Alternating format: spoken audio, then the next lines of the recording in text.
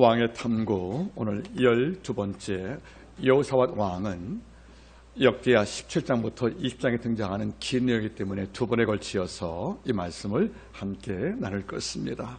자, 오늘 말씀의 제목은 진짜와 가짜의 충돌, 그리고 다음 주에는 가짜가 된 여호사밧, 이런 제목을 갖고 하나님의 말씀을 함께 이어가기를 원합니다.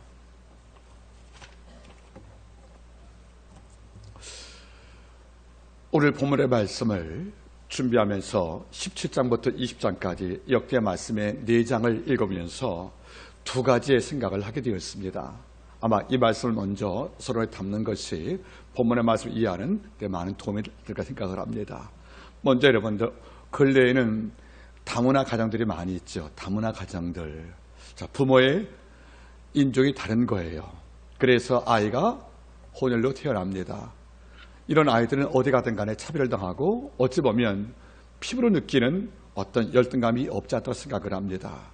다행히 그 혼혈이 백인으로 태어났으면 윤수희 같이 그렇게 주류 사회에서 거부권이 없어요. 근데 어머니 아버지 사이에서 아이가 검게 태어나면 사실 우리가 마음이 썩 호감이 없잖아요, 여러분들. 하지만 분명히 사실 혼혈 이 자체가 모든 사회에서 스스로 겪는 이런 장벽들이 많다고 생각을 합니다. 인류학에서 혼혈을 두 가지로 말합니다. 첫 번째가 메스티조가 있습니다. 메스티는 뭡니까? 유럽 인종과 인디오 민족이 만날 경우에 우리가 메스티조라고 부릅니다. 바꿔 말하면 오전 말씀을 증거했지만 총균세에서 이른바 스페인들이 남미를 정벌할 때 그들이 많이 진출하고 그 여인과 자식을 낳았잖아요. 그렇죠? 유럽의 민족, 백인과 이른바 인디오 민족들, 즉 잉카, 아즈텍들, 마야 문명들, 이런 남미 쪽과 만나는 민족 우리가 보통 메스티라고 부릅니다. 메스티죠. 이런 지금들이 바로 아르헨티나, 브라질들 이런 숙제 아니겠습니까? 피부는 검은데 뭡니까? 그 운동신경은 탁월한 사람들, 이런 혼이 바로 메스티조입니다. 근데 또 하나가 있어요, 여러분들. 물라토가 있습니다. 물라토가 뭐냐면 흑인과 백인의 만남인 거예요. 이러니까 흑인과 백인이 만나 자식을 낳으면 사회에서 말하거든요. 물라토라고요. 이러니까 이 아이들은 검지 않으면 흰 거예요. 다행히 여러분들 그들 말 맞다나 흰색을 탔고 태어났으면 덜 차받겠지만은 검게 태어나면 일평생 이른바 우리 알잖아요, 여러분들. 어글러라고 여러분들. 더럽고 어글리라고요. 즉 추하고 이런 평가를 받고 사는 거예요. 이른바 메스터전, 물라토든 간에 혼혈로 태어나는 그 아이들, 다문화 아이는 국가에서 많은 보호가 필요하다고 생각을 합니다. 신앙도 마찬가지예요. 영적 혼혈이 되면 내가 아무리 스스로 강조해도 남들 볼 때 안 보는 벽이 있다는 것이에요. 신앙은 하나님께서 가장 싫은 것이 뭐죠?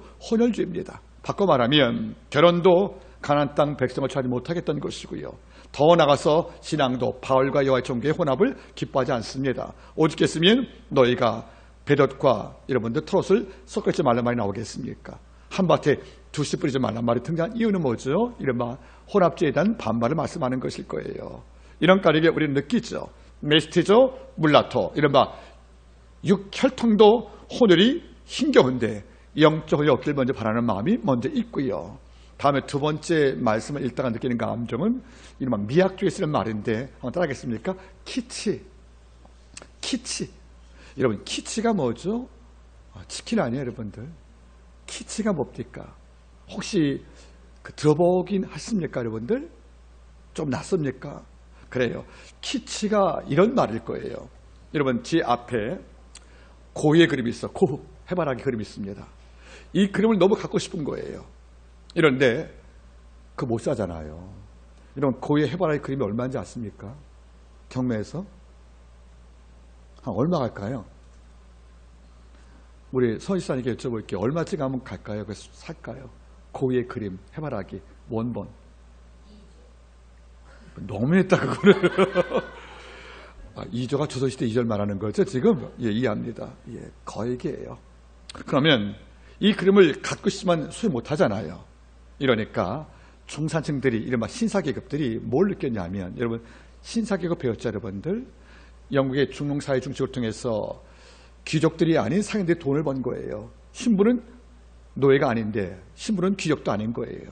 이 사람들이 돈을 벌고 났는데 엄청난 부를 얻게 된 거죠, 여러분들. 얻었지만은 귀족이 아니니까 왕이 주최하는 왕의 궁리는 갈 수가 없다는 거죠. 또 뇌도 아닌 거예요. 그들 나름대로 갖고 싶은 곳이 문화가 있거든요. 그래서 여러분들 셰익스피어 당시에 연극과 극장이 등장을 하는 거예요. 그래서 왕궁 못 가는 사람들 또는 노예 가는 사람들이 여가를 누릴 경우에 궁에 못 가니까 이른바 궁전문화 대신 극장 가서 연극 봤다는 것이 아니겠어요? 그때 돈 벌겠지 바로 신사란 계급을 얻게 된 거죠. 신사란 것은 계급이에요. 바꿔 말하면은 귀족도 아니지만은 천민도 아닌 돈을 말하면 신흥지주가 바로 신사 계급에 이른바 젠틀맨을 부르지 않겠습니까? 그게 바로 귀족이란 말이에요. 아니 귀족은 아니고 일반적인 정신적인 귀족 될 수밖에 없다는 거죠. 그들이 돈은 갖고 있는데 여러분들 명화 원본이 한 번밖에 없잖아요. 그러니까 내가 못 갖거든요. 그러니까 뭐가 필요한 거죠? 복사본이 필요한 거예요. 복사본이. 그래서 가난한 화가에게 부탁하는 거죠. 그림을 복사해달라고요. 그래서 진짜 명품 그림을 복사해서 카피를 떠서 파는 그림이 원래 키치가 된 거예요.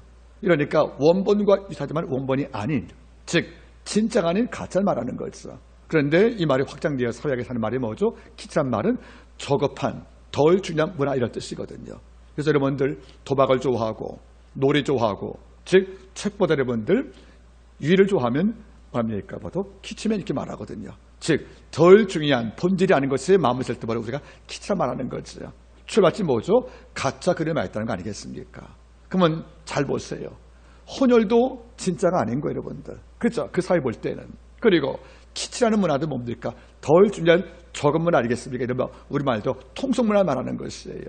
이러니까 빅토르 위거가 작품을 썼을 경우에 그가 쓴 글 가운데 제가 이제 아끼는 그림이 바로 웃는 남자라는 그 소설인데, 우리 빅토르 위거는 레미제라블을 좋아하지 않습니까? 본인은 웃는 남자를 많이 좋아하는 거예요.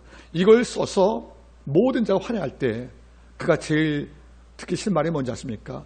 레미제라블을 썼을 때 이런 대척적인 소설가로 평가하는데 웃는 남자를 쓰고 나니까 거기는 여러분들 통속력이 많거든요. 출세 뭐 이런 것들 많이 있단 말이에요. 이러니까 일평론가는 말이 뭐죠? 빅토르 위거가 갑자기 통속 작가 되었네? 이 말이 키친 거예요. 이걸 듣고 참지 못해 분노를. 왜 나를 키치로 평가하느냐고요. 신앙도 마찬가지인 거예요. 교회 와서 본질 대신 덜 중요한 걸 추구하면 제가 볼 때는 뭐죠? 바로 키치 신앙이라는 뜻입니다. 그래서 혼혈과 함께 키치 이 둘의 공통 어근이 뭡니까 여러분들? 바로 진짜가 아니라는 사실들이에요. 오늘 이 본문 가운데서 우리는 가짜를 보게 됩니다. 진짜같이 행동하는 그 내면은 가짜거든요. 진짜같이 행동하는 시드기야 가짜 예언자들 이에 등장해서 드디어 미가야와 여호사밧이 한쪽에 있고 아합과 시드기야가 사비 예언자 한쪽에 있는 이런 양쪽의 진짜와 가짜의 충돌이 왔다는 거죠. 다시 말하면 진짜와 키치 그리고 순수와 혈통이 다른 여러분들 혼혈이 왔다는 거 아니겠습니까? 그래서 오늘은 진짜와 가짜의 충돌이 됩니다.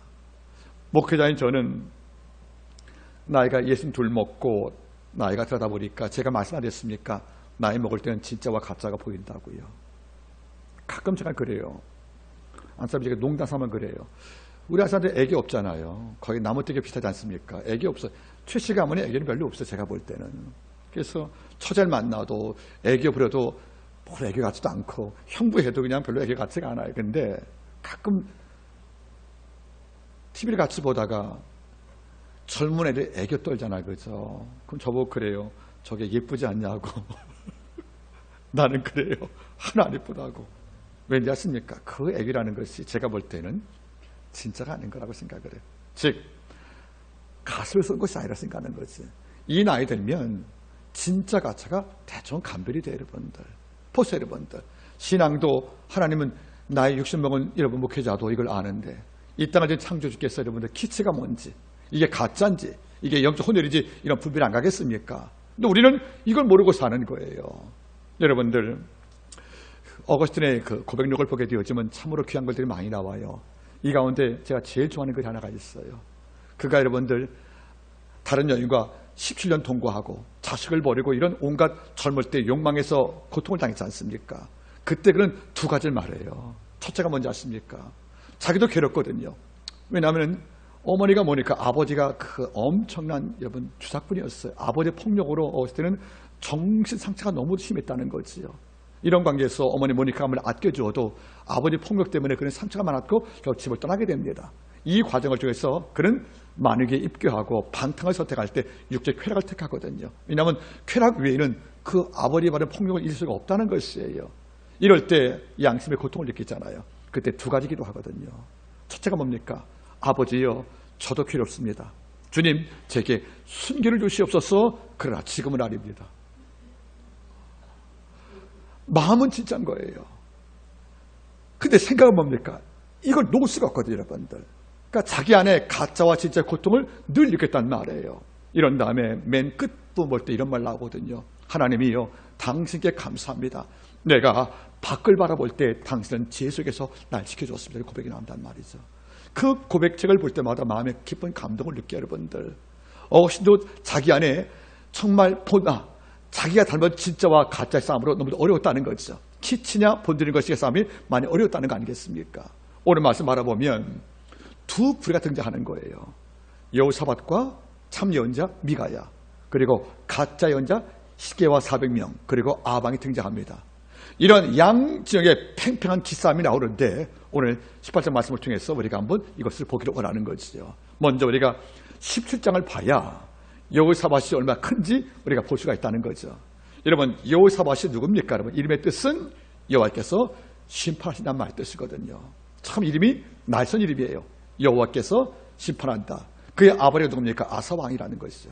자, 보겠습니까? 사울왕, 둘째가 다윗, 셋째가 솔로몬, 네 번째 왕이 르호보암, 다섯 번째가 아비양, 그리고 지난주에 우리가 뵙지 않습니까? 아사. 오늘 볼 때 누구죠, 여러분들? 바로 여호사밧. 이러니까 분열 왕국의 네 번째 왕이 되는 거죠.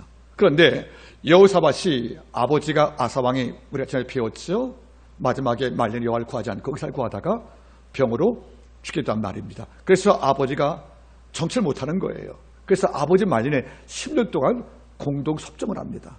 즉 어린 나이 때부터 여호사밧이 아버지가 이미 아빠 누워 있으니까 정치를 못하는 거죠. 근데 아버지가 죽기 전까지 10년 동안에 자기가 정치를 대리합니다. 이러고 아버지가 돌아가신 다음에 25년간 그 땅을 통치했다는 거죠. 다시 말하면 35년간 그 땅을 통치했던 장수왕이었습니다. 이 여호사밧은 아버지 아사왕의 두 모습을 본 거예요. 14장에서 구스의 백마가 싸울 때 그 무서운 영적 고공비행, 여러분들 제가 말했죠. 저공비행은 위험하다고요. 신앙도 어떻게 해요? 고공비행이란 말이에요. 이런 사람이 16장에 어떻게 했습니까? 바하사가 침공할 때 기도하지 않고 뇌물 주어서 벤 아리가 도움을 청하는 외교 정책들, 이거를 책망하는 예언자를 가두고 학대하고, 그리고 마지막에 병날 때 여호와께 구하지 않고 의원을 구했다. 다시 말하면 이 장면을 여호사밧은 지켜봤다는 거죠. 우리 아버지가 언제 빛났으며 언제 추락했는가, 우리 아버지가 어느 순간 이겼으며 언제 패배했는가, 이 과정을 몸으로 경험했다는 거예요. 그래서 그런 결심을 합니다. 내가 왕이 되면 이 아버지의 얻은 전체를 밟지 않겠다고. 그래서 왕이 되면서 크게 네 가지 시행을 합니다. 첫 번째가 뭐죠, 여러분들? 국방을 강화시켰다는 거죠. 자, 보세요. 17장 1절, 아세의 아들 여호사밧이 대신하여 왕에 되어 스스로 강하게 하여 이스라엘을 방비하되 유다 모든 견관 성읍에 군대를 조준하고 또 유다 땅과 그 아비 아사 취한 바 에브람들의 영물을 두었다. 이게 무슨 말이에요? 이스라엘은 모든 성에 군대를 상비군 삼았다는 게, 상비군을. 여러분 조심한 문제예요. 이 본문을 그냥 읽으시면 안 돼요. 왕이 된 다음에 제일 먼저 이스라엘 땅에 여러분들 성이 있잖아요. 이 성에 상주하는 이른바 군대를 거기 배려했다는 거죠. 이게 무슨 말인지 아십니까? 과거의 전쟁은 전쟁이 날 때 군사를 모았어요. 나팔 불어서. 상비군이 없는 거예요. 일하다가 나팔을 불 때 그냥 나온 거예요, 여러분들. 여러분, 인골수 할 때 창별자가 10만이다. 그 10만 군대가 여러분들 성에 있는 게 아니에요. 농사 짓고 있는 겁니다. 이러다 전쟁이 났습니다. 그러면 왕이 뭡니까? 전쟁 나팔을 불지요. 그러면 농기를 놓고 옷 입고 창과를 잡은 거란 말이에요. 그런데 예비군인 거예요. 이거는 뭡니까? 기동성이 없다는 거예요. 그래서 전쟁 날 때 언제 다 모겠습니까? 이러니까 이 왕은 뭐죠? 이렇게 안겠다는 거죠. 성에 이미 군대를 시켜서 즉각 출동할 수 있도록 전투할 수 있도록 이걸 준비했다는 거죠. 이 왕은 봐도 유비무환했다는 거예요. 그러니까 전략적 능력이 많다는 거죠. 내 아버지가 북쪽 왕 바하스에게 침공을 당할 때 너무 놀래가지고 아람 왕 베나다에게 뇌물 주고 국방을 맡겼잖아. 이걸 지켜보니까 이건 아니란 말이에요. 왜 미리 군대를 준비해서 싸움을 대비하지 못하고 전쟁을 할 때 군대를 모으지? 이게 그는 이해가 안 간 거예요. 그래서 모든 성읍에 군대를 주둔시키란 말이 나왔다는 거죠. 그런 여호와께 믿는 성도였지만 내가 할 일을 준비했다는 거 아니겠습니까? 그래서 이 왕은 전략가라는 것을 볼 수가 있다는 것이고요. 두 번째 뭘 느꼈냐면 바로 보세요 여러분들. 17장 3절 여호와께서 여호사밧과 함께 하셨으니 이는 저가 그 주당 다윗의 첨길로 행하여 바알에게 구하지 아니하고. 참 이게 멋있는 말이에요. 바알에게 구하지 아니하고. 여러분 지금 곧 등장할 아합은 바알을 추종하는 우상숭배 아니겠습니까? 앞으로 두 집안이 이제 가문이 이제 연을 맺고 왔는데 바알에게 구하겠다는 말은 무슨 말입니까? 여호와를 천식했단 말이에요. 신앙의 순수함을 지켜왔다는 거죠. 그래서 어떤 복을 줬습니까? 4절 오직 그 부친의 하나님께 구하며 그 계명을 행하고 이스라엘의 북쪽 행위를 좇지 아니하였다. 그러므로 여호와께서 나라를 그 손에 견고하게 하심에 유다 머리가 여호사밧에게 예물 줬으므로 저가 부귀와 영광이 크게 달했다는 거지요. 백성들이 바라보니까 이 왕이 여호와께 바로 선 거예요. 그래서 왕이 요구 않더라도 백성들이 또는 이스라엘 백성들이 예물 준비해서 왕한테 헌사합니다. 여러분 원치 않고 요구 않고도 백성의 차원한 마음으로 예물을 준비하는 거예요. 여러분 이게 있다 여러분들. 누굴 보면 뭔가 해주고 싶잖아요. 좋은 거 생기면 2개 사고 음식 좋은 말 있으면 좀 더 사가지고 주기도 하고. 왜 그럴까 여러분들? 존경할 때는 겁니다. 그자가 사는 삶의 형식과 문법이 내가 하나님께 맞을 경우에 우리는 존중하잖아요. 이런 종한테는 아낄 게 없다는 것이에요. 우리말 가운데 제일 무서운 얘기 뭔지 아십니까? 따라가세요. 국물도 없다. 여러분들 우리나라는 국의 문화예요. 국문화. 국은 항상 남아요 여러분들. 안 그렇습니까 여러분들? 오늘 국 나봤어요 안 나봤어요? 나봤잖아요. 국물을 나봐요. 그러니까 우리가 버리거든요. 이것도 안 준대요. 남아도 안 되겠다면 국물도 없단 말이거든요. 차라리 밥이 없다 그러면 얘는 갑니다. 그렇죠? 뭐가 없다고요? 국물도 없대요. 국물이 없다는 게 아니죠. 있어도 안 되겠다는 거 아니겠습니까? 너한테 들어갈 국물이 없다는 거잖아요. 그럼 다 먹고 수도 않고 뭐 먹기로 했던 거 찌꺼기 이것도 안 되겠다는 거죠. 이게 무슨 말 아니겠습니까? 그래요. 우리가 뒤에 계명과 등지면 국물도 없습니다. 하나님께서. 오늘 보세요. 백성들이 하나님께 바른 복으로 이 왕이 죽게 바로 서니까 전쟁을 이겼고 이 왕이 국방을 단단케 하니까 적들이 침공을 포기했으니까 이 땅에 전쟁이 없잖아요. 전쟁이 없다는 말은 무슨 말입니까? 남편 잃을 염려가 없다는 것이고 자식을 빼앗길 염려가 없다는 거잖아요. 그리고 전쟁을 나갈 때 농사 못 짓거든요. 가난이 없다는 거잖아요. 그러니까 고마웠다는 거예요. 당신이 아버지께 하나님께 바로 서서 전쟁을 막아주고 군대를 유치하니까 이 땅에 평화가 왔으니까 우리 가족이 안전해. 이 땅에 평화가 왔어. 이게 고마워서 예물 줬다는 거잖아요. 전 이것도 고맙다는 거죠. 오늘 목사께서 말씀하더라고요. 당신이 양 올려 오래 기도하니까 양들이 편하더라는 거예요. 그 양들이 그 목사님 고마웠어요. 여러분들 하다못해 먹던 포도라도 갖고 온다는 것이 아니겠어요. 그때 마음이 기쁘다는 것이 아니겠습니까? 이 백성의 아름다움들, 당신이 여호와께 바로 서서 이 민족에 전쟁이 없다. 그리고 이 민족의 당시의 국방의 전립을 다하는 바람에 외국에 있는 모든 군대가 내 땅을 놓지 못한다. 이 땅에 전쟁 없음에 우리 가정과 경제가 지켜졌다. 당신 고맙다고 예물 줬다는 거잖아요. 전 이게 참 보기 좋은 거예요, 여러분들. 이것만이 아닐 거예요, 여러분들. 또 보겠습니까? 6절 저가 전승으로 여호와의 도를 행하여 산당과 아사 목상들을 유다에서 지었다. 여러분 이게 별거 아닌 것만 같죠? 솔로몬도 이야기해요. 그러나 산당은 지하지 않더라. 다른 모든 왕들은 나라 혼란이 올까 봐 지금 이스라엘 백성의 반 정도는 산당에서 예배드렸지 않습니까? 우상을 경배하고 안식일날 성경 왔단 말이에요. 이게 옳다는 걸 안 거예요. 아는데 산당을 폐쇄 못합니다. 백성의 반발 때문에. 쉽게 말하면 백성 민심을 잃어버릴까 봐. 이런데 이 왕을 보세요. 산당과 신당을 폐했단 말이 뭐죠? 없애버렸다는 거 아니겠습니까? 여러분 이유가 혁명을 일으켜서 아합을 죽여버리거든요. 그때 제일 먼저 한 것이 뭔지 아십니까? 아합이 믿어왔던 바알 신당을 변수 만들었대요. 화장실을. 기억나죠 여러분들? 예후는 혁명 이후에 그 땅을 패망시킨 이후에 하나의 산당 문화가 있었는데 이것을 다 뭘로 만들어요? 화장실로.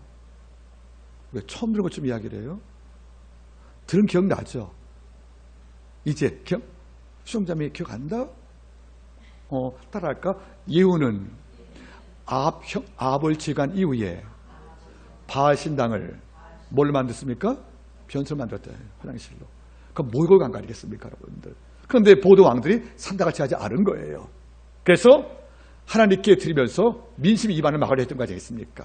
그런데 보죠? 이걸 제했고 이것만 끝난 게 아니에요. 또 보세요, 여러분들. 7절. 저가 위에 있은 지 3년 만에 그 방백 5명 나오거든요.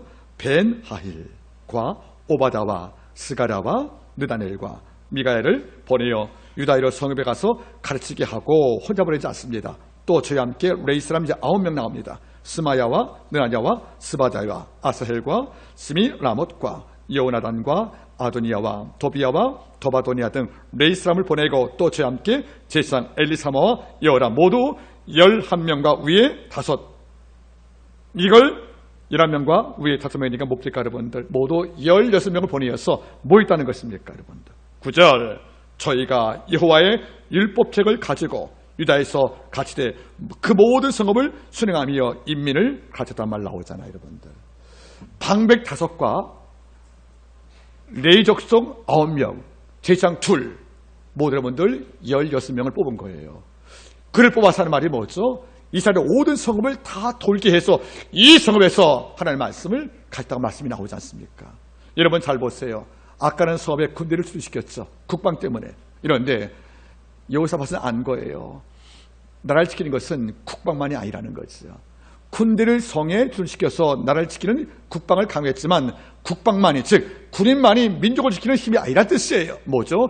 여호와의 힘이거든요. 그래서 하나님의 말씀을 다 가르쳐서 성읍에 있는 군사가 있는 것이 아니고 군사의 성읍에 하나님의 말씀도 함께 주시켜서 군사와 말씀을 성읍에 공급할 때 그 나라가 강요했다 그런 말이에요. 여러분 잊지 마세요. 우리가 이 말씀을 읽을 땐 그냥 넘어갈지 몰라도 내막을 보면 이건 깊은 말씀이에요. 국방을 위해서 우리는 뭐가 필요한 거죠? 군대거든요. 그런데 여호사밧은 다른 거예요. 군대가 필요하지만 군대만큼 충분치 않다는 거죠. 그래서 군대를 파송한 그 성에 누굴 파송했다는 것입니까? 레이족속 방배 제사장을.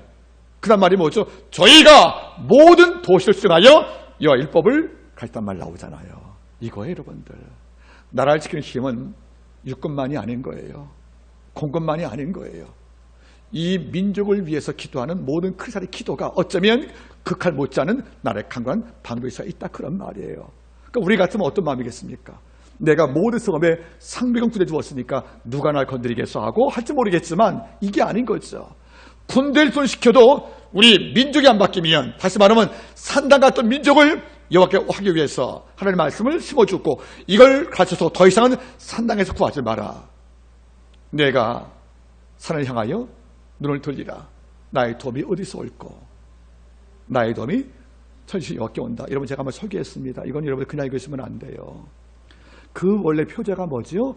성전에 올라간 노래거든요. 그러면 예배를 들어가면서 이걸 부르다는 거죠. 이것은 뭐죠? 화답송이에요. 1절은 수리자가 부르고 2절은 제사장이 대답을 하는 거예요. 그러면 1절 말씀에 수리자가 뭘 하기로 했습니까? 저 원문은 산들을 향하여 눈을 돌리라.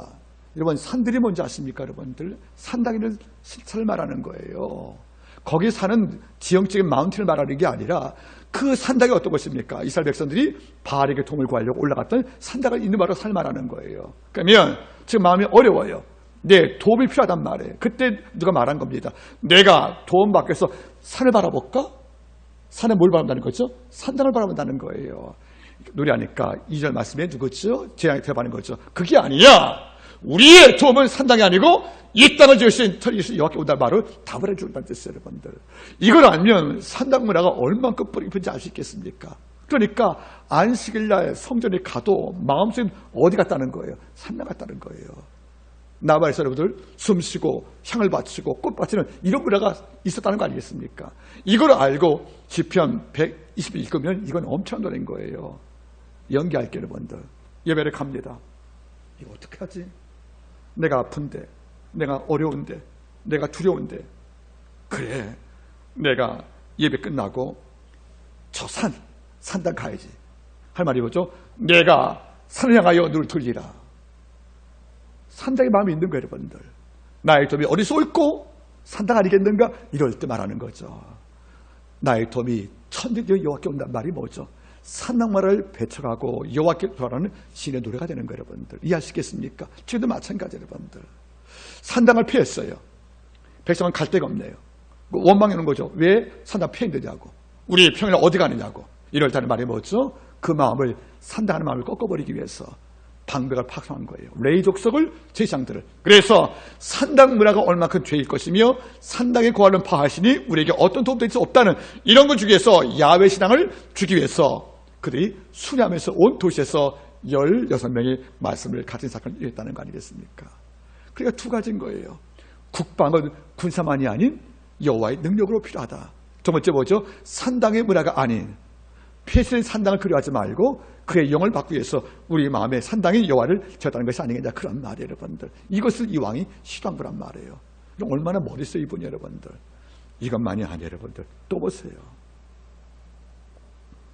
10절 여호와께서 유다 사면에 열국의 두려움을 주사 여호사밧과 싸우지 못하게 하시며 블레셋 중에서는 여호사밧에게 예물을 드리며 은으로 공을 바쳤고 아라벨 사람들도 짐승대 수양 7,700과 수염소 7,700을 드렸다. 이게 무슨 말이에요, 여러분들? 하나님께 초점을 두고 살아가니까, 믿음의 점수에 끈끈하고 하나님께 붙어 있으니까 하나님께서 어떤 복을 주었냐면 각군의 힘보다 더 큰 복을 주어서 모든 이방 족속들, 블레셋과 아라벨 사람들이 두려워서 전쟁을 잘 못 건 거예요. 그리고 오히려 뭡니까? 뇌물을 바치면서, 공물을 바치면서 보호를 청하는 이런 일이 벌어진 것이 아니겠습니까? 하나님이 했다는 거죠. 이거 보면 여호사밧은 100점짜리 맞는 거예요. 이런데 이제 한번 돌아보니까 그 수하의 군사가 116만 명이나 있다는 겁니다. 여러분 놀랍잖아요, 여러분들. 이스라엘 역사상 제일 많은 군대가 바로 여호사밧 때입니다. 모든 맨발 116마리. 한번 보겠습니까? 17장 13절 유다 각성에 역사를 많이 하고 또 예루살렘에 크게 용맹 군사를 두었으니 군사의 희호가 볼까요, 여러분들? 족쇄 이러했다.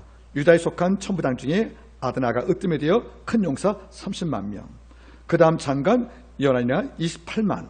16절 그 다음에 야마시아가 쭉 나올 때 큰 용사가 20만. 그리고 여러분들 베냐민에 속한 자 중 큰 용사 엘리아다는 화약을 잡은 자 20만 거느렸고요. 다음 여호사밧은 싸움 예반자 18만. 총액이 얼마입니까, 여러분들? 116만 명이 있다는 거죠. 여러분들 이 정도가 되니까 뭡니까? 아무도 건들 수가 없다는 거예요. 그래서 국방도 힘쓰고 여호와께 충성을 정이 드디어 영적으로 서겠다는 거죠. 그런데 18장 올 때 조금 삐걱댑니다. 그 여호사밧이 이제 가짜가 돼가고 가짜를 만나게 됩니다. 자, 첫 번째 실수.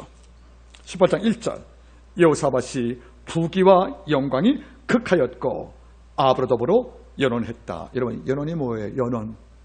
혼인을 맺은 거예요. 여러분들 영광과 부귀가 극에 닿을 때 조심하라는 거예요. 세 번이니까 군사가 116만 명이에요. 그리고 모든 민족이 나한테 조공을 바쳐요. 그리고 백성은 하나님 말씀을 듣고 나서 이제는 산당을 안 가요. 이럴 때는 말이 뭐지요? 이제 됐구나 하고 마음에 안심을 놨다는 거예요. 이런 상태에서 영적 이완이 왔습니다. 성경 볼까요? 여호사밧의 부귀와 영광이 극하였고 끝까지 갔다는 거지 않습니까? 아버지 보기에 정점을 찍었다는 거예요. 이럴 때 여러분들 조심하시기 바랍니다. 갑자기 여호사밧이 그의 명성에 어울리지 않게 여호사밧 아들이 이번에 여호람이거든요. 그럼 아합의 아들 누굽니까? 딸이 아달랴. 그 고모가 조카 죽였던 그 여자 아닙니까? 아달랴. 가장 악한 여자 여러분들. 손줄 다 죽였어요. 자기 아들 죽였다고 여러분들. 앞으로 나올 겁니다, 여러분들. 아달랴를 며느리 삼은 거예요. 여호람을 아들을 주어서. 여러분 바알을 경건한 아합이 지금 살아 있습니다. 여호사밧 여호와 존귀예요. 여러분 산당을 없앴습니까? 안 없앴습니까? 여호사밧이. 근데 산당을 추구하는 바알과 혼인했다는 거예요. 그럼 왜 했냐는 거예요, 여러분. 이 문제가 여러분 조사할 문제예요. 이렇게 명성한 왕이 여러분 상비군을 씌워서 전쟁을 예비했던 이런 탁월한 왕이 어떻게 이런 어리석은 했을까? 여러분들 하나님을 멀리하는 아합과 그의 가난한 딸인 아달랴를 며느리 삼았단 말이 납득이 됩니까, 여러분들? 그러니까 17장에 언급되었던 탁월하고 명색했던 선백했던 여호사밧의 모습이 18장 1절에서 나오는 말이 뭡니까? 바알과 혼인을 맺었어. 그 집안과. 내 아들을 바알 집안 딸과 가정을 만들게 했어. 우리 납치 안 가잖아요, 여러분들. 그러면 이유가 뭐겠습니까? 그래요. 통일을 염원하려고. 남북 통일을. 여러분, 통일을 반대하지는 않아요. 하지만 여러분, 어떤 통일가 중요한 문제예요. 여러분들, 우리가 사회주의 통일을 말하는 건 아니잖아요. 우리가 공산 통일을 말하는 게 아니잖아요. 중국 통일을 말하는 게 아니지 않습니까? 남북 통일에 대해서 맞습니다. 그건 자유와 인권이 보장된 이런 통일을 말하는 거 아니겠습니까? 이런데 여호사밧은 솔로몬 이후에 르호보암 때 갈라진 그 남북의 분열, 이것들이 전쟁도 해봤단 말이에요. 아버지가 바알에게 신고를 당했으니까 북쪽 왕한테. 그렇죠. 그래서 웨스를 배에다 끌어들인 것이 아니겠습니까? 이런 일을 막기 위해서 통일을 너무 지상적으로 삼다 보니까 이런 악을 뒀다는 것이 아니겠습니까? 저도 가끔 기도하거든요. 저도 빠른 시일 내에 남북 하나였으면 좋겠어요, 여러분들. 그러나 맹목적 통일은 안 됩니다, 여러분들. 통일의 성격과 여러분 악마는 디테일이 있는 거예요. 통일 자체가 아무리 좋아도 통일을 이루는 내용을 보란 말이에요. 그 내용이 잘못되면 숨어있으면 될 수가 없단 말 아니겠습니까? 잘 보란 말이에요. 왜 이런 탁월한 왕이, 맑은 왕이 바알을 경배하는 그 아합과 혼을 맺었을까? 바로 이겁니다. 큰 거, 통일이라는 목조 아래서 진짜 중요한 영적 순기를 잠시 놓치고 마는 이런 우려를 받는 것이 아니겠냐는 거예요. 이것이 앞으로 큰 문제가 됩니다. 자, 보세요, 여러분들. 2절, 두어 후에 저가 사마리아에 내려가서 아합에게 나아갔더니 아합이 저와 종을 위하여 우양을 많이 잡고 함께 가서 길라못을 치기를 권했다. 드디어 아합 왕이 야망을 부립니다. 여러분 잘 보세요. 양쪽에서 사돈 맺은 지 2년 만에 사마리아가 뭐죠? 이스라엘의 수도니까 이제 올라가는 거예요. 여호사밧이 다시 말하면 사돈보로 올라간 거예요, 여러분들. 신앙도 다르고 방향도 다르고 인품도 다르던 이 서로 상이한 두 왕이 좀 만나게 된 거예요. 왔더니 아합 왕이 어떤 마음의 계획이 있어요. 이걸 이루려고 제일 먼저 우양을 많이 잡았대요. 이른바 잔치를 베푼 거예요. 잔치를 베풀어서 친절 가운데서 그의 마음의 경기를 늦춥니다. 여러분 표면을 바라보겠습니까?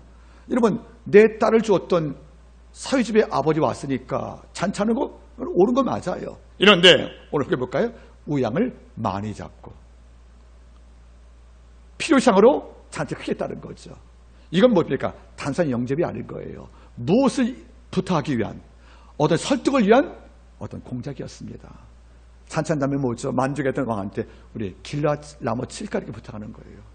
길랏라못, 이게 뭐죠? 안몬과 이스라엘 땅에 국경에 있는 한 도시인데 이 도시가 물이 많아요.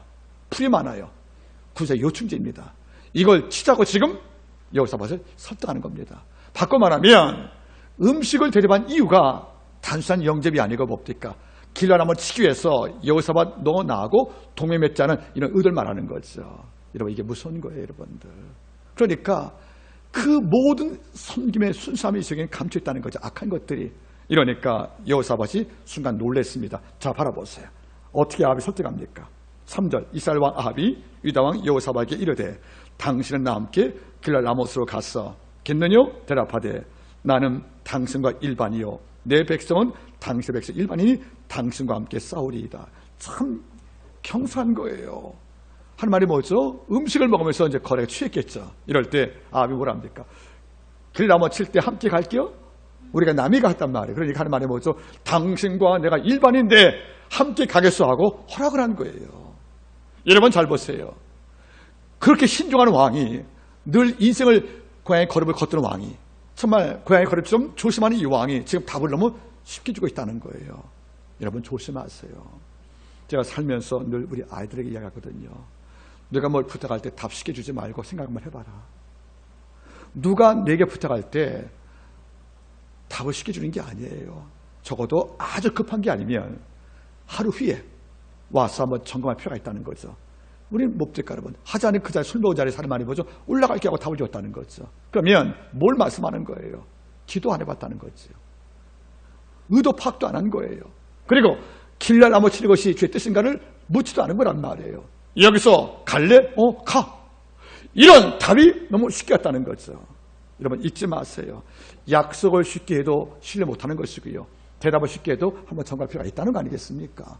이 왕이 뜻밖의 뭡니까 여러분들? 그래 가지요 하고 하나님께 묻지 않고 바로 답을 하는 거예요. 그런데 여호사밧이 하나님의 종은 맞는 것 같아. 이러고 마음이 찔렸다는 거예요. 내가 답을 먼저 했으니까. 그래서 그 다음에 변화가 옵니다. 4절 여호사밧이 또 이스라엘 왕에게 이르되 원컨대 먼저 여호와의 말씀이 어떠한지 물어보소서. 아까 대답을 했잖아요. 한다고. 지금 뭐죠? 걸린 거예요. 이게 그나마 다행이라는 겁니다. 평상시에 오래 기도하고 주께 가까운 자는 한 번 실수할 수 있어요. 여러분들. 바로 돌이킵니다. 그래서 하는 말이 뭐죠? 아, 이건 아니야. 내가 답을 줬지만 그는 약간 반복 물러갑니다. 왕이 부탁했다고. 내가 원컨대 그 다음 말이 뭐죠? 먼저 하는 말씀 물어보자고. 먼저입니다. 여러분 여기 한번 네모치게 바라겠습니까? 4절 말씀. 여호사밧이 또 이스라엘 왕에게 이르되 청컨대 그 다음 말이 뭐죠? 먼저 할 게 있다는 거예요. 여러분들. 여러분 전 이 말이 참 좋아요. 기독교에서는 먼저라는 그 단어가 중요합니다. 너는 무엇을 먹을까? 무엇을 마실까? 먹을까? 염려하지 마라. 천부께서 이미 아신다. 널 기르신다. 너 새보다 귀하지? 그러므로 너는 먼저 그에다 의뢰하라 말 나오잖아요. 이런 프라이오리티가 있다는 거예요. 이 왕이 처음은 허락을 했어요. 올라가자고. 이러고 잠시 음식을 먹다 보니까 이건 아닌 거예요. 내가 이게 뭐 한 것이지? 지금 내가 이걸 실수할 수 있는 것이야? 내가 주께 안 물어봤잖아, 여러분들. 이러니까 술 먹는 자리니까 기도 못하는 것이고요. 하는 말이 뭐죠? 예언자에 물어보기 위해서 우리가 먼저 하나님의 말씀 어떤가 물어보자 하고 드디어 마음을 찾은 겁니다. 그나마 다행이라는 거죠. 이러니까 아방이 다른 밥에 코죽을 빠뜨린 겁니다. 그래서 이렇게 말합니다. 5절 이스라엘 왕이 이에 선지자 400인을 모으고 저에게 이르되 우리가 길랄 라못에 가서 싸우라 말라. 제가 가로되 올라갔어. 하나님이 그 성을 왕에서 부셨다고 이렇게 말하잖아요. 여러분 여기서는 아는 거 이분들 볼 때마다 마음이 쓰려요. 선지자가 뭐 하는지 압니까, 여러분들? 여러분 선지자가 뭐 하는 사람들이에요? 우리 생각에는 하나님의 말씀을 들려주는 자지요. 그러면 하나님의 말씀을 들으려면 뭐 해야 되는 것입니까? 그래서 여러분 예언자는 말씀을 듣는 자고 기도한 자예요. 들은 말씀과 응답된 말씀을 전하는 거 아니겠습니까? 그러니까 내가 내 뜻을 위하는 게 아니지 않습니까? 그런데 여기 보세요. 아합이 선지자 400을 불렀대요. 400명을. 물어봤습니다. 야, 길라면 칠까 말까? 근데 답이 또 바로 나와요. 올라가셨어. 여호와가 붙였다고요. 기도했냐는 거예요, 여러분들. 이거 아니잖아요, 여러분들. 저는 안타까운 게 뭔지 아십니까? 진짜 400 선지자가 바른 종이라면 여호와여, 저희가 기도할 테니까 기다리십시오 하고 기다리실 거란 말이에요. 그죠? 이것도 없다는 거예요. 바로 답이 나옵니다. 아까는 여호사밧이 그래 올라갈게. 즉답. 지금도 뭡니까? 삶이 한결같이 올라가십시오 하고 답을 줬지 않습니까? 그러면 길랄 나무 치는 것을 아방이 지금 물어봤는데 어떻게 답을 바로 줍니까? 기도 한 번도 안 해보고. 그러면 자기 생각 아니면 뭡니까? 아방 비를 맞추려고 이 왕이 이걸 치고 싶구나 하고 왕의 비를 맞추기 위한 가짜말 한 것밖에 되겠습니까? 여호와가 올라가는 말 한 적이 없거든요, 여러분들. 없는데 하는 말이 뭡니까, 여러분들? 그냥 올라가는 말을 즉답지 않겠습니까? 이게 위험한 거란 말이에요. 여러분 조심하세요. 우리가 기도 없이 답을 주는 것은 응답 받으리가 기분 좋지 몰라도 신중함이 없을 때 위험할 수밖에 없다는 것이에요. 아까 여호사밧도 즉답해서 올라간다고요. 지금은 400 예언자도 즉답하죠, 여러분. 이건 가짜는 증거밖에 없다는 거예요. 이러니까 여호사밧이 뭔가 이상한 거예요. 야, 기도 없이 어떻게 바로 응답을 주지? 올라가서 바로 말을 하지. 이러니까 여호사밧이 또 여기에 비토를 겁니다. 6절 여호사밧이 가로되 이외에 우리가 물을 만한 여호와의 선지자가 여기 또 있습니까? 물어본 거예요. 그러니까 여호사밧이 평소에 하나님을 섬겼기 때문에 영이 맑으니까 이게 분별이 된 거예요. 어떻게 400 예언자가 기도 없이 답을 즉각 주느냐? 어쩌면 내가 모르는 흑막이 있을까? 하는 말이 뭡니까? 아까는 먼저 여기 물어보자고 초청을 했고요. 이것도 만장일치로 대화하니까 마음이 걸렸어요. 일단 말이 뭐죠? 그러면 이들 외에 내가 물어보자 또 있습니까? 물어보니까 그제서야 아합이 기분이 안 좋은 거죠. 한 명이 또 있대. 누구죠? 미가야. 자 보세요. 7절 이스라엘 왕 아합이 여호사밧 이르되 오히려 이몰라의 아들 미가야 한 사람이 있으니 그러니까 안 부른 거예요. 일부러. 저로 말미암아 여호와께 물을 수 있으나 저는 내게 대하여 길한 일 좋은 일을 일어나지 않고 항상 혐의하니까 내가 그를 미워해서 아물었다 이거예요. 여러분 조심하세요. 보기 좋은 게 맛있어도 듣기 좋은 말이 복 좋은 건 아닌 거예요. 이러니까 미가를 왜 안 부른 거죠? 저가 나에게 예언할 때 어떤 예언만 했다는 거죠? 흉한 예언. 그러면 이런 미가엘가 아합과 무슨 원수입니까? 그게 아닌 거죠. 아합이 항상 악한 일하니까 예언이 악할 수밖에 없다는 거예요. 이 아합이 바알을 경비하고 여호와의 종을 죽이고 그리고 이스라엘 민족을 핍박하니까 이런 악행을 잇던 왕을 대하여 예언자 말 때는 악할 밖에 날 수 없잖아요. 이게 기분 나쁘다는 거죠. 이러니까 내 뜻을 이루기 위해서 예언자 모을 때 그는 빼뜨리고 내 뜻에 복종하는 사백을 모은 것이 아니겠습니까? 이렇게 하지 말라는 겁니다.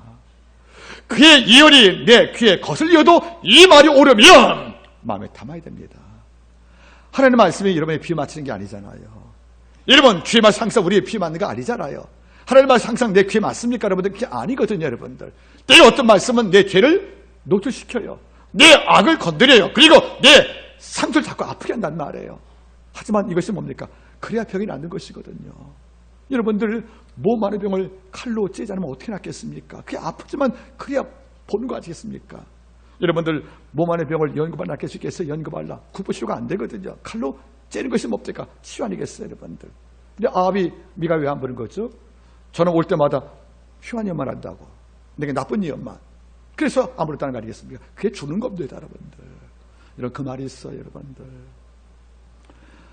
평범한 친구 100보다 여러분들. 내게 독설 베푸는 친구 악한 법 하나가 더 아직도 몰라 여러분들. 때로 하나님께서 내 영을 깨우려고 누구의 입을 허락할 때가 있다는 거예요. 그 선하지 않은 말 갖고. 오늘 보세요. 미가를 내가 빼놨다는 거죠. 왜? 이 녀석은 항상 나한테 기분 나쁜 예언을 한다고요. 근데 그 기분 나쁜 예언이 옳다면 하나님 말씀은 안 되는 거 아니겠냐는 거예요. 그러니까 우리가 항상 이런 이래장막들이요. 왕이 언제 타락합니까? 왕이요. 통촉해 주십사가 아니라 왕이요. 옳습니다 하고 왕을 찬미할 때 이른바 용비의 참가들이 여러분 이렇게 문제가 있다는 거예요. 여러분들 내 칭찬과 내 듣기 좋은 말을 하는 친구가 당장 좋을지 몰라도 이것이 내 영혼을 깨우지 못하는 것이에요. 때로는 잊지 마세요. 때로는 귀에 거슬려도 그의 말이 옳다면 내가 살겨보는 아버지 예언자 볼 수 있는 것이 아니겠습니까? 오늘 보세요. 그래서 미가가 안 온 거예요. 그러니까 여호사밧은 뭔가 마음에 걸린 게 있으니까 자꾸 추궁을 합니다. 먼저 물어볼 자 있느냐. 먼저 물어보자. 그리고 이거 왜 또 이러냐고. 그 아방이 감췄던 비밀을 고백했습니다. 한 놈이 있다고. 그래서 데려오는데 악이 어떤 자입니까? 따라가세요. 악은 성실하다. 이놈한테 여러분들 협박합니다. 사자 보내면서 어떻게 부자냐 보시겠습니까? 또 이빨 소리 할까봐. 자 보세요. 8절 이스라엘 왕이 한 내시를 불러 이르되 이몰리의 아들 미가엘로 속히 오게 하려 하니라. 그 다음에 쭉 보니까 잘 보겠습니까? 12절 미가엘을 부르러 간 사자가 이르되 선지자들의 말이 여쭈일고 한 목소리로 왕에게 좋게 예언했으니까 너도 가서 같은 말 해줘 이런다는 거죠. 시켰다는 거죠. 그러니까 분명히 미가 오면 길라몬에 올라가면 안 됩니다. 이렇게 말할까봐 사자가 가서 뭐랍니까? 400 예언자가 일주일 오고 자 모든 자가 올라가라고 예언했거든. 너가 딴소리 하지 말고 똑같이 예언하고 협박을 한 거예요. 누가 시켰겠습니까? 아합이 시켰죠 여러분들. 그러니까 아합은 어떻게 하든 간에 뜻을 꺾고도 전제하고 싶다는 거예요 여러분들. 그러니까 미가를 불러오면서 사자 보낼 때 그게 들리는 당반 말이 있는 거죠. 가서 입조심을 시켰다는 거죠. 이러니까 너도 와서 다른 말 하지 말고 앞에 예언했던 자와 똑같은 말을 해야 하고 협박을 하는 거예요. 이러니까 미가가 뭡니까? 반골이 있잖아요. 자, 어떻게 반응합니까? 18장 3절 미가가 가로되 여호와의 사슴을 가리켜 맹세하노니 내 하나님 말씀하는 것은 곧 그것을 내가 말하리다 하고. 그러니까 앞에서 우리를 부린 거죠. 네가 그래도 나는 할 말 할 거야. 내가 바로 이를 내가 직구할 거야. 이 말했지만 여러분 잘 보세요. 그 순간에 하나님께서 미가에게 준 내용이 나와요. 여러분 우리가 다 알잖아요. 미가에 올라가서 여러분들 올라가라고 또 한다 자기도. 그 예언이 가짜야 진짜예요? 가짜 아닙니까? 여러분 잘 보셔야 돼요. 이제 중요합니다. 그래서 갑니다 여러분. 가서 14절 이에 왕이 이르되 왕이 즉에 이르되 미가야야 우리가 길랄 라못을 싸우러 가랴 말랴. 그런데 가운데 올라가서 승리를 얻으소서 저희가 왕의 손에 붙임바 되리이다. 야 여러분 이상하네요. 미가에도 가짜 예언자같이 올라가려 시켰지 않습니까 여러분들. 그게 미가가 변질한 것이네 여러분들. 여기 해석이 두 가지가 되는 거죠. 첫째는 뭐죠? 이게 조롱의 언어였다는 거예요. 조롱의 언어. 올라가 보세요. 붙였으니까 이렇게 하는 조롱의 언어인가 하면 처음에는 뭡니까? 나는 올라가서 하나님을 전파할 거야. 이렇게 결심을 굳었는데, 자 보세요 여러분들. 끝을 보겠습니까? 18장 19절 여호와께서 말씀하시기를 누가 이스라엘 왕 아합을 꾀어 서로 길을 나무서 올라가게 죽게 할고 하시니 하나는 이렇게 하겠다 하고 하나는 저렇게 하겠다 하였는데 한 영이 나와 여호와 앞에 서서 말하되 내가 저를 꾀겠나이다. 여호와께서 저에게 이르되 어떻게 하겠느냐 가우되 내가 나가서 거짓말하는 영이 되어 그들 모든 선자 입에 있겠나이다. 여호와께서 가라사대 너는 꾀어내겠고 또 이르라 나가서 그리하라 하셨은즉 이제 여호와께서 거짓말하는 영을 왕의 이 모든 선자 입에 넣으셨고 또 여호와께서 왕에 대하여 화약을 말씀했다. 여러분 잘 보세요. 무슨 말이냐면 하나님은 아합을 죽이고 싶었던 거예요. 심판하고 싶다던 거죠. 그런데 어떻게 죽일 것이냐면 길랄 라모 전투에서 전사시켜서 그를 심판하겠다는 거예요. 그러니까 사병 예언자가 한 목소리 한 말이 뭐죠? 올라가십시오는 말은 뭐죠? 죽을 장소 살아가는 것밖에 아닌 거란 말입니다. 그러니까 뭘 느꼈냐면 사병 예언자가 거짓말 영이 와서 거짓말 영이 만든 거예요. 그래서 올라가면 죽거든요. 사병이 뭡니까? 올라가라고 이러지 않습니까? 이러니까 거짓말 영이 사병 영을 찾아와서 거짓말 영을 붙게 해서 그들이 아합을 죽게 만드는 전쟁 때 보낼 수로 예언하게 된 거죠. 자기는 모르는 거란 말이에요. 그러니까 뒤늦게 미가야는 너도 가서 예언해 이럴 때 발끈했거든요. 나는 여호와의 말씀 증거할 거야. 이러다가 성령 감동을 주었죠. 아, 이것이 바로 거짓말 영이 그들에게 아합을 죽게 하려고 전쟁을 충동시켜서 올라가긴 했구나. 이걸 아니까 드디어 이 사람도 올라가라고 했다는 거죠, 여러분들. 두 해석이 다 가능합니다. 저는 후자를 봅니다, 여러분들. 그러니까 미가야도 안 거예요.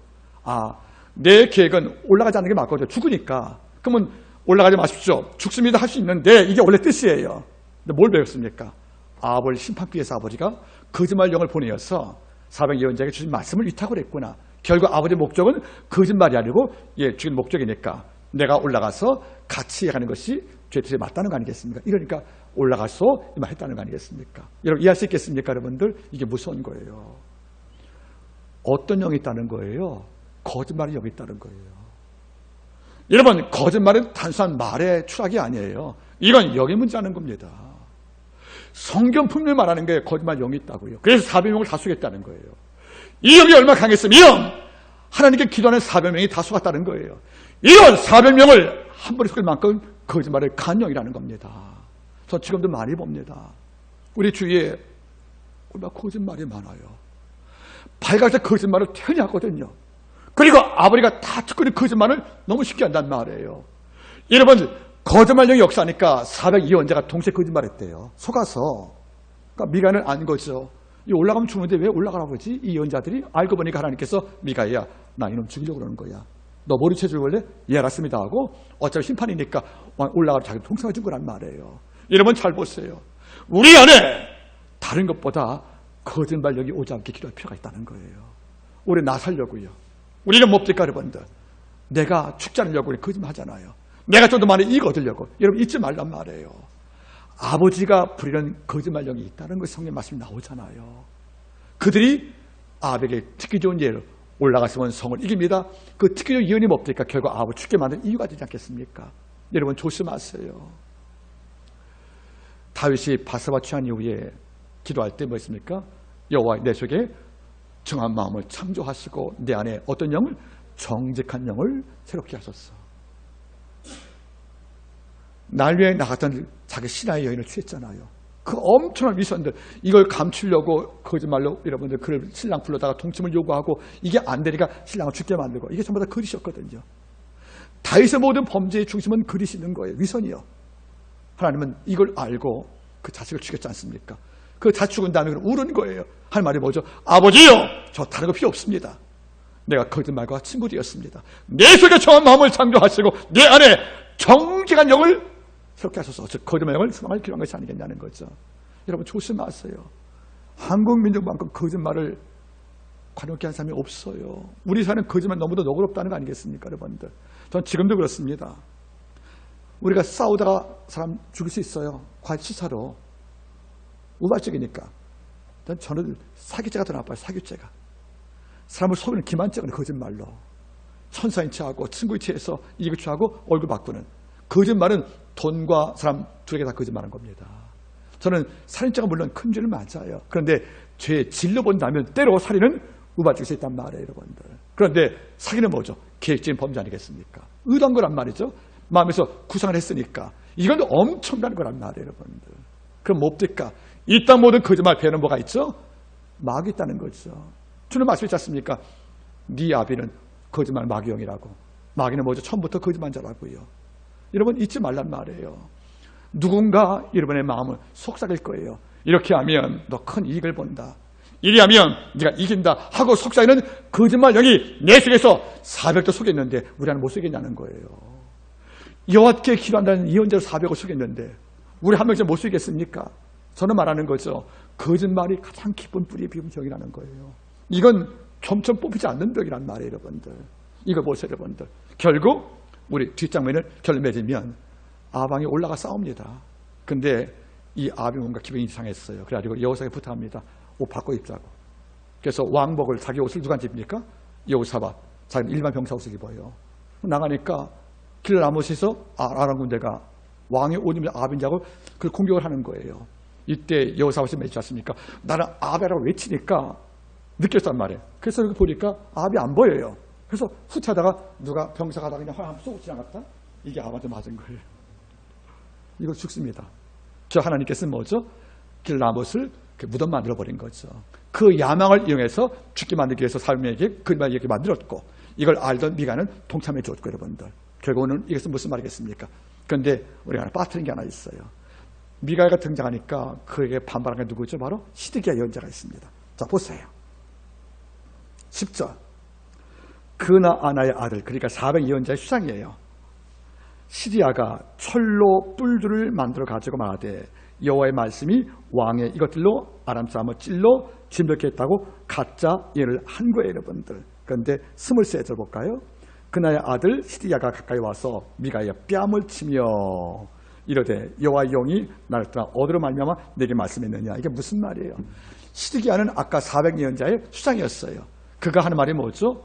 이런 고깔모자 있지, 뿔모자 쇠를 만들고 와서 하나님께서 이걸로 치하겠다고 이긴다고 그게 왕을 죽이는 가짜인지 모르고 했다는 거 아니겠습니까? 그런 다음에 미가 오니까 뭐죠? 뺨을 탁 때려버린 거예요, 여러분들. 그러면 미가는 오른종이었고요. 시드기야는 권력에 야합한 가짜종이었어요, 여러분들. 이 진짜 가짜가 만났고요. 여호사밧도 악과의 서로 갈등을 느낍니다. 이 본문은 뭐죠? 진짜와 가짜의 충격과 같다 그런 말이에요, 여러분들. 지금은 가짜 시대입니다. 너무 정교한 가짜가 진짜가 창조를 해서 가짜는 진짜가 안 돼요. 진짜를 가짜로 만들지 못해요. 이러니까 뭐죠? 진짜 흉내내는 겁니다. 광명한 천사같이. 여러분 우리 곁에 누가 친절하다. 그 친절 다 수납하지 않게 바랍니다. 거짓말 영으로 역사한 경우도 있다는 거예요. 여러분 오늘 주갈이 배웠습니다. 뭐죠 여러분들? 이런 훌륭한 왕이 어느 순간에 너무 경색에 길라 전투에 대한 승리를 너무 쉽게 했다는 거죠. 이러나 뒤늦게 느낍니다. 먼저 이렇게 물어보자. 이외에 또 누구 있느냐? 역시 오래 기도한 종과 기쁜 신앙의 종은 실수해도 다시 제자를 찾는 걸 우리가 이해할 수 있다는 것이에요. 시드기야를 등장시킨 악한 거짓말 영이 선한 예언자의 뺨을 치는 시대가 왔다는 거죠. 지금은 선한 예언자가 악한 예언자 뺨을 맞는 시대예요. 복음을 증거하면 가짜 복음들이 우리를 욕하는 겁니다.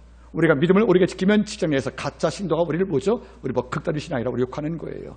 우리가 예물 드리고 충성을 다하고 금식을 하면 이름 못한 가짜 시드기가 우리의 뺨을 때리시단 말이에요. 오히려 이 시대는 가짜가 진짜를 꾸짖어요. 예수를 적다 믿는 반쪽 성도가 전심한 성도를 오히려 꾸짖는 시대라는 뜻이에요, 여러분들. 마치 뺨마린 미가처럼 우리는 지금도 뺨마린 시대가 아니겠습니까? 그래도 하나님께서는 당신 목적을 이루십니다. 결국 뭐죠? 아합이 죽게 됩니다. 그리고 이후에 예후가 일어나서 그의 아내 이세벨이 개밥소 죽게 되는 것이 아니겠습니까? 다음에 올 것입니다. 오늘 말씀을 제가 맺길 원합니다. 여러분 진짜라는 것은 복된 것입니다. 거짓말 영한테 속지 않기를 부탁을 드리겠습니다. 기도하겠습니다. 하나님 아버지여 고맙습니다.